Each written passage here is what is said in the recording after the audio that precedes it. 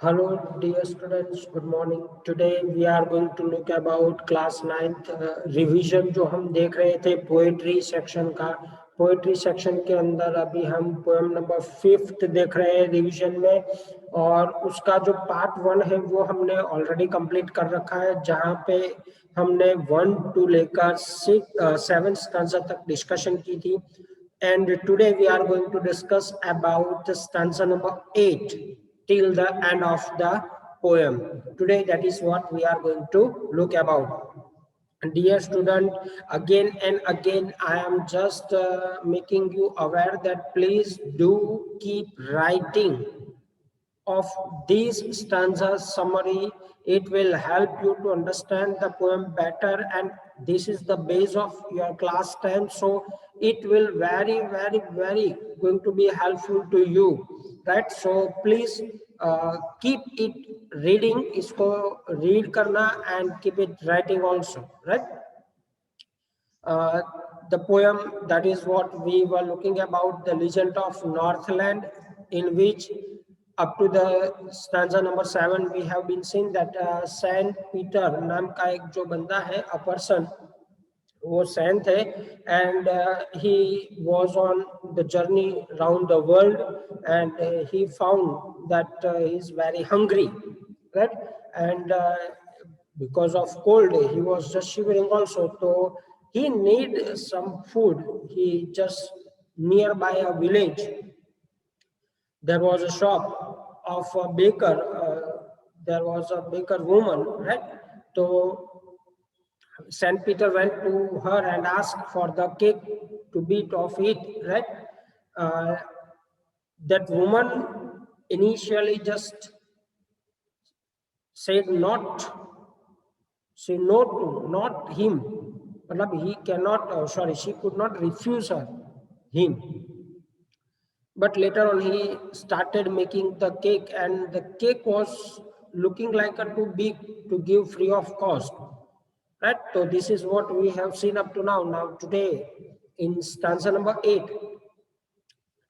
we further told that हमें ऐसा बताया गया है, the little miser woman, जो बेकर वुमन थी, वो thought that the cake was too big to give away, इसी तरह से मुफ्त में केक देने के लिए ये केक बहुत बड़ी है।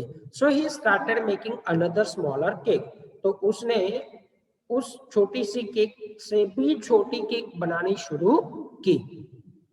She again felt that it was as big as the previous one. उसको ऐसा ही लगता है जब केक बनकर बाहर आती है, तो उसको ऐसा लगता है कि यार ये तो उतनी ही बड़ी है जो जितनी पहले बना रखी थी। Again, she was not ready to give this smaller cake to Saint Peter. वैसे ये भी केक वो सेंट पीटर को देने से मना करती है। फिर 9th स्टैंजा में हमें बताया गया है कि the third time when she took a smaller amount of dough, DOUGH, डग का मतलब होता है गुना हुआ आटा। जब आप रोटी बनाने के लिए उसको गूंथते हो ना, उसको गुना हुआ आटा बोलते हैं, तो डग बोलते हैं इसको इंग्लिश में। तो उसने फिर से आटे को रोल करना शुरू किया। The poet says that she rolled and rolled to lay emphasize on the fact that she rolled the dough and made it very thin like a wafer and bake it. उसको मालूम ही नहीं पड़ा कि वो उतनी जोर से उसको रोल कर रही थी, प्रेशर कर रही थी, कि वो इतनी पतली लेयर बन गई जितनी पतली हम वेफर खाते हैं।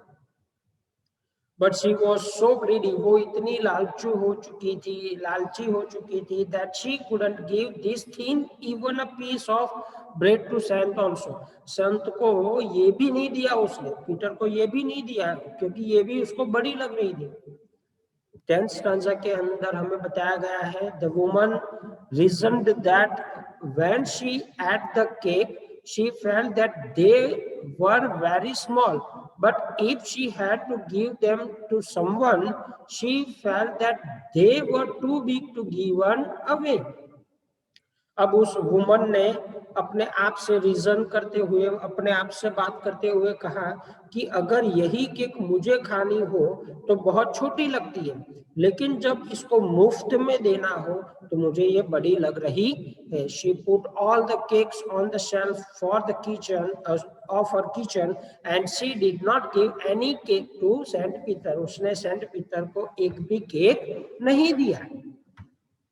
उसके बाद क्या हुआ? Saint Peter become very angry, वो गुस्से हो गया।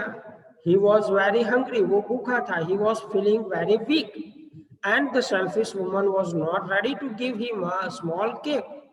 उसको भूख लग रही थी, थका हुआ था, वीक महसूस कर रहा था, और ये सेल्फिश वुमन है कि उसको केक नहीं दे रही थी। This behaviour of a greedy woman angered the saint. इसी कारण से संत को यहाँ पे थोड़ा सा गुस्सा आ गया, और जैसे गुस्सा आया Saint Peter cursed the woman, श्राप दे दिया उसको, that she was very selfish, बहुत सेल्फिश है। She did not deserve to live like a human being, उसको मनुष्य के अवतार में जीने का कोई अधिकार नहीं है। He added that God had given her a food. वो बोल रहा है सेंट पीटर कि भगवान ने आपको इतना अच्छा अन्न दिया है, शेल्टर यानी आश्रय दिया है, फायर टू कीप वार्म, अपने आप को गर्म रखने के लिए फायर दिया है, but she had become so selfish for all the reason she had. इतना सारा हो जाने के बावजूद भी वो स्व केंद्रित यानी सेल्फिश बन गई है। She did not want to share them with anybody, ये किसी के साथ शेयर नहीं करना चाहती है। तो सेंट पीटर ने उसको कर्स दिया कि she would become a bird, वो एक पक्षी, चिड़िया बन जाएगी, because she did not deserve the human form, क्योंकि वो मनुष्य अवतार डिजर्व करती नहीं है, योग्यता के अनुसार नहीं है। She shall become a bird, and just like a bird build their houses by the boring into the wood and collect very little food by working hard the entire day. Saint Peter ने ऐसा उसको श्राप दिया कि तुम अभी के अभी एक चिड़िया बन जाओगी, चिड़ियाओं की तरह आपको आपके घर को बनाने के लिए आपको बहुत मशक्कत करनी पड़ेगी। आपको पेड़ के जो ट्रंक होता है उसको बोर यानी छोटा सा होल करना पड़ेगा, और आपको पक्षियों जैसे खाना जुटाने के लिए बहुत बहुत मेहनत करनी पड़ेगी। Similarly she would also work hard in the dry wood, और उसको सूखे जंगलों के अंदर भी काम करना पड़ेगा all day and get a little food and make a small place for herself to live in, और उसके लिए इतनी सी छोटी जगह बनाने में भी उसको दिक्कत आएगी। स्टैंजा नंबर 4 के अंदर हमें बताया गया है कि as soon as Saint Peter cursed woman, जैसे ही सेंट पीटर ने उसको कर्स दिया, she did not get a chance to speak for herself, वो अपने आप को जस्टिफाई करने के लिए उसको चांस मिला नहीं, and she immediately converted, at the same moment she converted into the bird and she flew up to the roof through the chimney and flew out in the form of bird, वो chimney में से निकल के bird के form में वो वहां से उड़ गई। The Saint Peter's curse had converted the woman into the bird, अब सेंट पीटर के श्राप से वो बर्ड के अंदर कन्वर्ट हो चुकी थी। When the woman turned into the bird, at that time she was wearing a red color scarf on her head, right? जब वो बर्ड बनी उससे पहले उसने अपने गर्दन पे रेड कलर का स्कार्फ पहन रखा था। This cap was there on the bird's head also, और वो ही कैप बर्ड के हेड पे भी दिख रही है। But the woman's remaining cloth had burned and turned black into the color just like a coal, और बाकी के जो वुमन के कपड़े हैं वो काले जैसे कुछ जल गया हो, इस तरह से काले कलर के अंदर को कन्वर्ट हो गया। आप वुड पैकर देखा है आपने? वुड पैकर, बस उसी तरह का ये बर्ड बन चुकी है।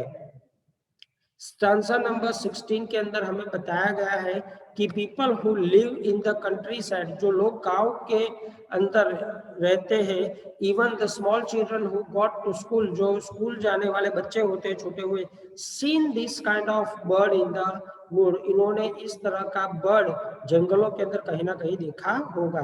दे see that she stays there all day and keeps on digging the wood with her beak, उन लोगों ने यह भी देखा होगा कि वो बर्ड अभी भी वहां पे है और अपनी चोंच से वो अभी भी पेड़ के तने को यानी ट्रंक को अभी भी वो डिग कर रही है। They say that the bird used to be a woman earlier, वे लोग अंदर अंदर भी बात कर रहे हैं कि भाई पहले ये चिड़िया एक वुमन हुआ करती थी। शी वॉज वेरी ग्रीडी, बहुत लालची थी। So she was cursed by the Saint Peter and turn into the bird, वो उसको सेंट पीटर से श्राप मिला सेल्फिश होने की वजह से और वो बर्ड के अंदर कन्वर्ट हो गई। This is how they just taught that children a lesson, elder people इस तरह से उस टाइम पे अपने बच्चों को नए नए लाइफ यानी जीवन जीने के लेसन्स यानी पाठ सिखाते रहते थे।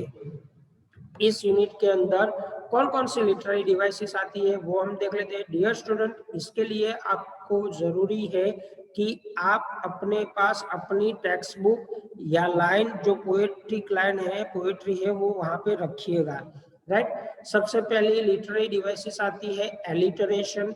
एलिटरेशन आपको कब बनती है मैं बता देता हूँ कि जब भी दो कॉन्सोनेंट साउंड रिपीट होते हो, जब भी दो कॉन्सोनेंट साउंड रिपीट होते हो तब एलिट्रेशन बनती है।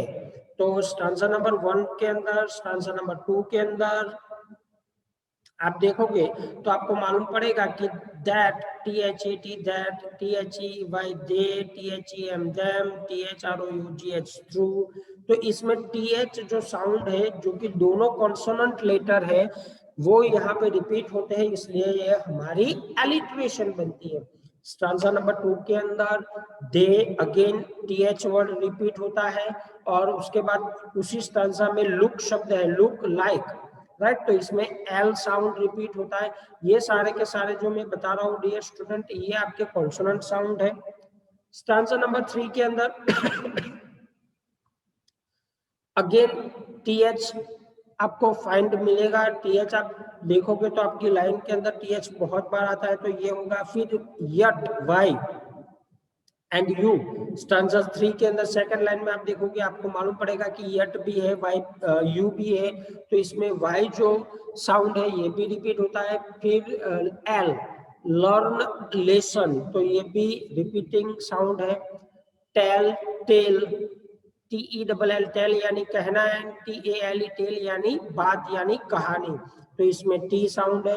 स्टांजा नंबर 5 के अंदर आप देखोगे W, वुमन का वॉस का W रिपीट होता है। स्टांजा नंबर 6 के अंदर फेंट एंड फास्टिंग F रिपीट होता है। स्टांजा नंबर 8 के अंदर स्टील एंड स्मॉलर रिपीट होता है, राइट। तो ये सारे ऐसे वर्ड है जिसके अंदर आप पहला अक्षर देखिएगा, पहला अक्षर फोकस कीजिएगा। स्टांजा नंबर 9 के अंदर टू, टाइनी, तो T रिपीट होता है। स्टांजा नंबर 10 के अंदर सिम एंड स्मॉल रिपीट यानी S रिपीट होता है। फिर स्टांजा नंबर 13 के अंदर बिल्ड एंड बर्ड रिपीट होता है। बोरिंग, बाय, ये भी वर्ड रिपीट होते हैं। तो ये सारे कॉन्सोनेंट साउंड है। कॉन्सोनेंट साउंड जब भी रिपीट होते हैं सेंटेंस के अंदर एक से ज्यादा बार, तब वो हमारी एलिट्रेशन बनती है। डियर स्टूडेंट, अब हम बात करते हैं दूसरी फिगर ऑफ स्पीच की। इसी पोएम में जो यूज हुई है वो है रिपीटेशन। रिपीटेशन का मतलब क्या होता है? एनी वर्ड और a sentence is repeated in the poetry. Poetry के अंदर कोई भी लाइन या फिर कोई भी वर्ड पूरा का पूरा रिपीट होता हो तब हम उसको बोलते हैं रिपीटेशन। तो स्टांजा 1 के अंदर अवे शब्द देखिए आप, स्टांजा 1 पे फोकस कीजिएगा तो अवे जो वर्ड है वो बहुत बार, एक दो बार शायद यूज हुआ है, तो ये आपका रिपीटेशन बन जाएगा। फिर स्टांजा नंबर 9 के अंदर रोल्ड, रोल्ड दो बार यूज हुआ है तो ये भी रिपीटेशन होगा। स्टांजा नंबर 13 एंड 16 के अंदर बोरिंग वर्ड है, BORING, बोरिंग, तो ये भी रिपीट होता है, तो ये भी रिपीटेशन होगी। जब पूरा का पूरा शब्द रिपीट होता हो पोएट्री की लाइन के अंदर, तब हमारी रिपीटेशन फिगर ऑफ स्पीच बनती है। चलो फिर चौथी फिगर ऑफ स्पीच इसमें आती है एंजम्बमेंट, राइट। सर ये फिगर ऑफ स्पीच क्या है? Running lines of the poetry from one two the next without using any kind of punctuation mark. जब कोई पोएट्री की लाइन, पहली लाइन, दूसरी, तीसरी, इस तरह से लाइन होती है, मान लो कि ये 4 लाइन है, राइट। तो पहली लाइन और दूसरी लाइन एक दूसरे के नेक्स्ट में यूज हुई हो, मतलब ये पहली लाइन और ये दूसरी लाइन दोनों यूज हुई हो एक का स्टेटमेंट के अंदर, और उन दोनों के बीच में ना ही कॉमा हो ना ही कॉलन हो, किसी भी तरह का पंक्चुएशन मार्क जब ना हो, तब ये एंजम्बमेंट नाम की लिटरेरी डिवाइस बनती है। तो स्टैंजा नंबर 1 के अंदर line number 3 and line number 4, उन दोनों के बीच में कहीं पर भी कॉमा, सेमीकोलन, ऐसा कुछ भी पंक्चुएशन मार्क नहीं है, तो ये हमारी एंजम्बमेंट होगी। फिर स्टैंजा 2 के अंदर लाइन 2, 3, 1, 2, 3, 4, चारों की चारों लाइन आप देख लो। फिर स्टैंजा नंबर 3 के अंदर 3 एंड 4, स्टैंजा नंबर 4 के अंदर 1, 2 एंड 3, 4, चारों की चारों लाइन, उनमें बीच में कहीं पर भी कॉमा नहीं है, ना ही फुल स्टॉप है, right. In short stanza number 10 and stanza number 11 के अंदर भी लाइन नंबर आप 1, 2 एंड 3 देखोगे आपको मालूम पड़ जाएगा, और स्टैंजा नंबर 11 के अंदर लाइन नंबर 1 एंड 2 आप देखोगे आपको मालूम पड़ेगा, ठीक है, कि ये एंजम्बमेंट है। चलो पांचवी जो फिगर ऑफ स्पीच आपकी यहाँ पे बताई गई है वो है सिमिली। सिमिली कब बनती है? मैंने आपको बोला था सिमिली तब बनती है जब किसी भी पोएट्री की लाइन के अंदर लाइक, एज, इस तरह के वर्ड का इस्तेमाल हुआ हो, तब हमारी वो यस सिमिली नाम की फिगर ऑफ स्पीच बनती है। तो जैसे स्टैंजा नंबर 2 के अंदर आपको एक स्टेटमेंट दिया गया है, देखो, the children look like bears cub, like bears cub, तो ये लाइक वर्ड यूज हुआ। फिर स्टैंजा नंबर 9 के अंदर baked it thin as a wafer, तो एज यूज हुआ, राइट। तो ये सारी आपकी सिमिली हो गई। आई होप डियर स्टूडेंट के this will help you to understand the poetry better, ठीक है। Thank you very much, stay home, stay safe and keep preparing, and please do not forget to write it, okay.